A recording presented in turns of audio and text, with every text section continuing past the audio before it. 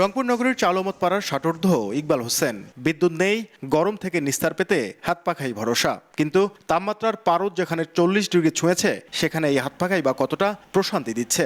ঘন ঘন লোডশেডিংয়ে এখন নাকাল অবস্থা জনজীবনে। আমি অসুস্থ মানুষ, ফ্যান না থাকলে আমি থাকতে পারি না। কারেন্ট আসতেছে যাচ্ছে, খাইতে পারছি না, ঘুমাইতে পারছি না। জনজীবনে দুর্ভোগের পাশাপাশি বিদ্যুতের যাওয়া আসার খেলায় বড় প্রভাব পড়েছে চলতি মৌসুমের বোরো সেচে। কৃষকরা জানান, অধিকাংশ সময় বিদ্যুৎ না থাকায় খেতে সেচ দিতে পারছেন না। আবার অনেকেই অতিরিক্ত খরচ করে শ্যালো দিয়ে সেচ দিতে বাধ্য হচ্ছেন। কৃষি ছাড়াও সংকটে পড়েছেন বিদ্যুৎ নির্ভর ক্ষুদ্র ও মাঝারি উদ্যোক্তারা। লোডশেডিং কারণে আমাদের ব্যাহত হচ্ছে অনেক। একবার শ্যালোতে পানি তোলার পরে কারেন্ট চলিলে আবার শ্যালোতে পানি তুলতে অবস্থা খারাপ এই কলের দিয়ে। এইভাবে তো কাজ করবো না, মহাজনের সমস্যা, আমাদেরও সমস্যা।